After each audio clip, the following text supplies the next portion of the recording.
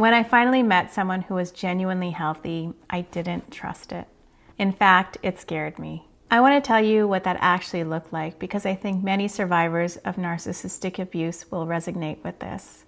So the person I'm talking about is my current partner. We've been together for about 2.5 years. And when we first started to get to know each other, I was very suspicious of him in a way I didn't fully understand at that time. If he did something nice for me, some part of me would quietly ask, what does he actually want? Not because he'd given me any reason to think that, because that was just the question running in the background of my mind. There's one moment I remember clearly, and we weren't even officially together yet. He told me openly, on his own, that he was still in contact with his ex. He wasn't hiding it, and he was being honest about something he didn't have to share at all. And I picked a fight with him over it.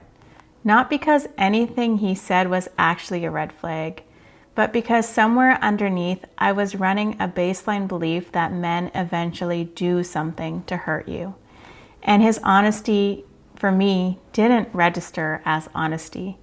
It registered as evidence that he's going to do something bad. Here's what I understand now that I didn't understand then. Your nervous system doesn't learn love from what's healthy.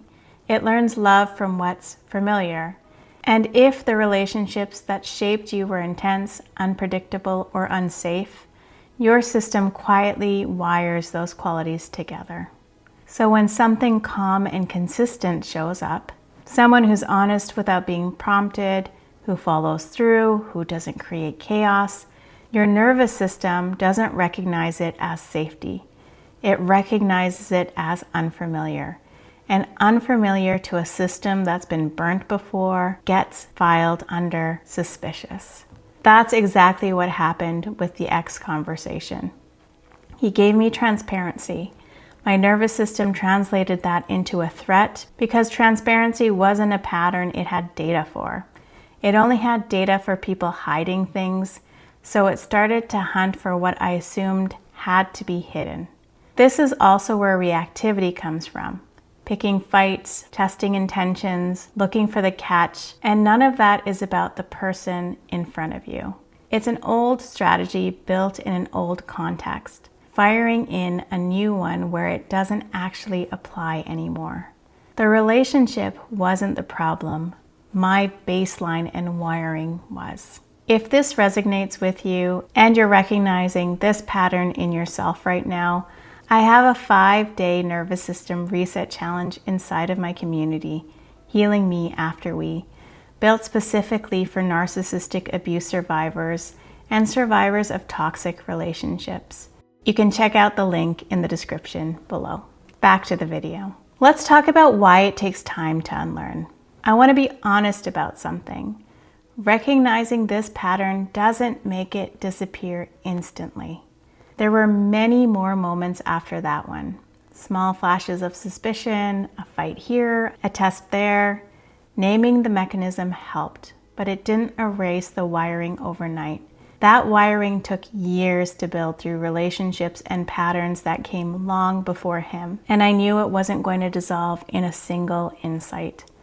So have patience and compassion for yourself if you're resonating with this material. But what actually changed it was repetition. Every time he stayed consistent after I tested him, every time the thing I was bracing didn't happen, my nervous system got a small piece of new evidence. Not a lecture, not a realization, just evidence collected slowly that this particular kind of calm wasn't a setup. That's the part that nobody tells you. You don't think your way into trusting, healthy love. You experience your way into it. One unremarkable, consistent moment at a time. If healthy love feels boring to you, if you feel suspicious or somehow unsafe, that doesn't mean it's wrong for you. It might mean that your nervous system is still learning the difference between peace and danger.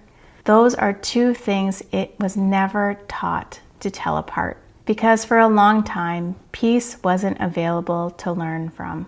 You're not broken for feeling unsettled by something good. You're just early in teaching your body a truth that doesn't have evidence yet. If you want to learn your patterns and start to rewire them, you can check out my community, Healing Me After We. That's actually what we do in there. And it's just women in there who have lived experience and who can understand what you're going through.